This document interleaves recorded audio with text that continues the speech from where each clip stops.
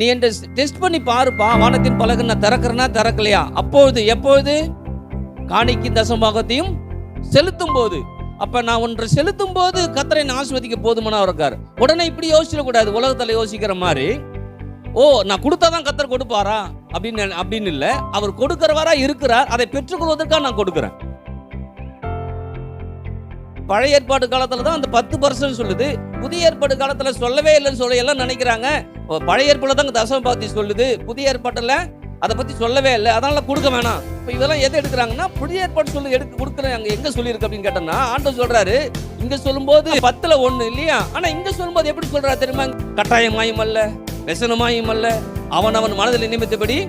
அப்ப ஒரு அளவுல வைக்காதப்பா. உனக்குள்ளார நீ எப்படி வாழுன்னு நினைக்கிற, எப்படி உயருன்னு நினைக்கிற, எப்படி மேன்மையா இருக்குன்னு நினைக்கிற, எந்த நன்மையை பெற்றுக்கொண்டு நினைக்கிற, அந்த நன்மைக்கேற்ற விதையை நீ என்ன பண்ணு. ஆமென்.